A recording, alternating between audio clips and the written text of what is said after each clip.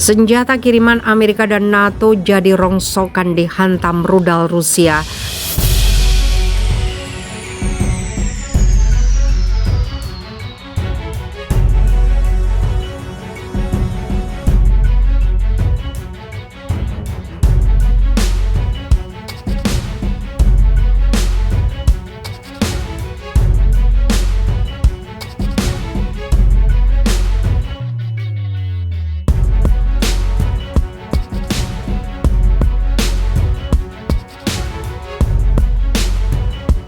Sejumlah senjata kiriman Amerika Serikat, Inggris, dan negara-negara Pakta Pertahanan Atlantik Utara atau NATO yang disimpan militer Ukraina hancur lebur dihantam rudal Rusia.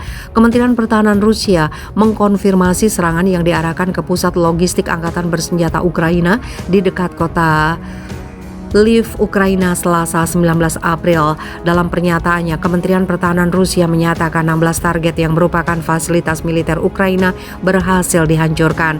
Selain pusat logistik, rudal Angkatan Bersenjata Federasi Rusia juga melibas 2 markas unit pasukan, 2 pusat kontrol, dan sejumlah basis personil dan peralatan militer Ukraina. 16 target lagi terkena rudal presisi tinggi termasuk 2 titik kontrol, 2 markas unit pasukan Ukraina, dan tempat konsentrasi personil dan peralatan militer, ujar juru bicara Kementerian Pertahanan Rusia, Mayor Jenderal Igor Konazenkov.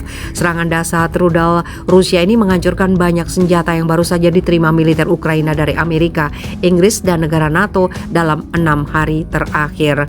Tidak hanya itu, pasukan Dirgantara Rusia juga disebut Konazenkov telah menyerang 84 fasilitas militer Ukraina. Satu di antaranya adalah pabrik hulu ledak rudal taktis Totska U-47, area konsentrasi pasukan, dan 22 posisi artileri militer Ukraina.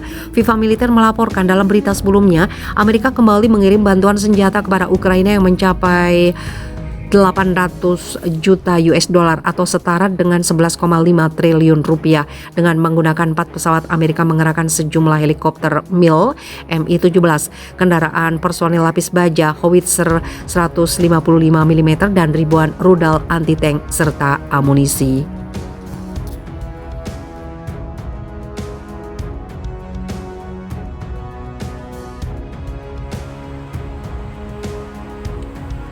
Ribuan pasukan Ukraina dilaporkan menyerah. Ribuan pasukan Ukraina yang berada di sekitar wilayah Mariupol dilaporkan telah memutuskan untuk menyerah kepada pasukan Rusia.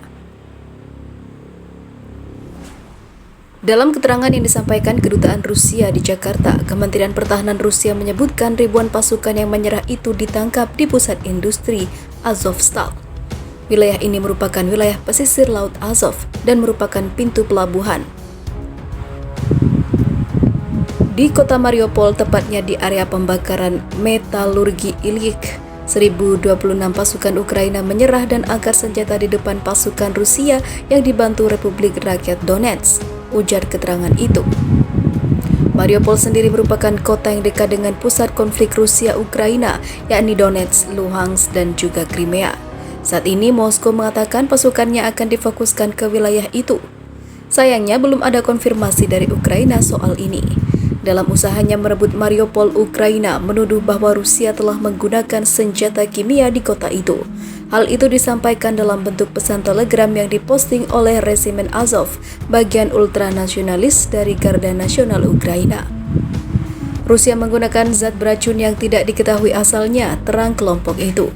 Saat ini dugaan penggunaan senjata kimia itu sedang didalami oleh Inggris dan Amerika Serikat. Washington mengatakan jika Rusia diketahui telah menggunakan senjata kimia, itu akan mewakili eskalasi besar konflik dan menghadirkan tantangan langsung bagi NATO untuk bertindak. Kami mengetahui laporan media sosial yang mengklaim pasukan Rusia mengerahkan amunisi kimia potensial di Mariupol. Kami tidak dapat mengonfirmasi saat ini dan akan terus memantau situasi dengan cermat, ujar Sekretaris Pers Pentagon John Kirby. Sementara itu, Kremlin mengatakan hal ini tidaklah benar. Rusia menyebut itu merupakan hal yang dibuat-buat dan memojokkannya saja.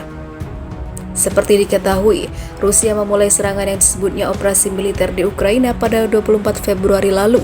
Presiden Rusia Vladimir Putin mengatakan adanya operasi ini dilakukan untuk membebaskan masyarakat komunitas Rusia di wilayah itu dari kelompok ultranasionalis yang di-backing Kiev, serta memaksa Ukraina untuk tidak bergabung dengan NATO.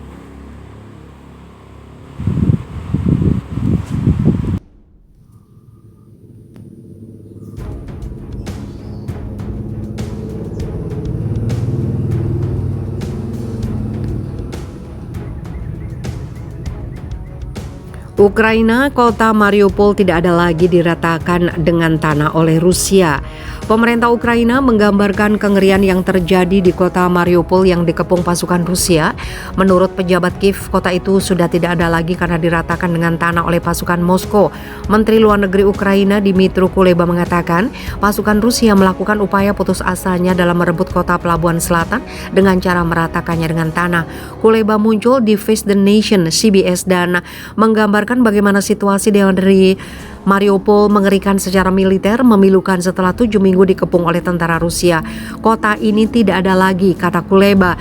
Seraya menambahkan bahwa pasukan Ukraina dan sekelompok besar warga sipil di kota pelabuhan itu masih dikepung oleh pasukan Moskow. Mereka melanjutkan perjuangan mereka, tapi tampaknya dari cara tentara Rusia berperilaku di Mariupol, mereka memutuskan untuk meruntuhkan kota dengan cara apapun, ujarnya. Kuleba mengatakan dia memperkirakan perang akan berlanjut dalam beberapa minggu mendatang dengan pertempuran sengit dan serangan besar-besaran Rusia di wilayah Donbas, Ukraina Timur. Dia juga memperkirakan serangan rudal akan berlanjut di Kiev dan kota di Ukraina bersama dengan upaya putus asa pasukan Rusia untuk menyelesaikan Mariupol dengan cara apapun. Pemboman tanpa henti dan pertempuran jalanan di Mariupol telah membuat sebagian besar kota itu menjadi puing dan menewaskan sedikitnya 21.000 orang. Angka korban jiwa itu menurut perkiraan pemerintahan Ukraina. Sebuah rumah sakit bersalin di sana telah terkena serangan udara mematikan pada Minggu awal perang dan sekitar 300 orang dilaporkan tewas dalam pengeboman sebuah titer tempat warga sipil berlindung. Pengepungan Mariupol telah menyebabkan sekitar 100.000 warga yang tersisa dari populasi sebelum perang. 450.000 orang terperangkap tanpa makanan, air, atau listrik. Militer Rusia memperkirakan bahwa 2.500 pasukan Ukraina bertahan di pabrik baja raksasa dengan lorong bawah tanah di kantong perlawanan terakhir di Mariupol. Sementara Moskow menetapkan batas waktu tengah pada hari Minggu bagi pasukan Ukraina di Mariupol untuk menyerah atau mati.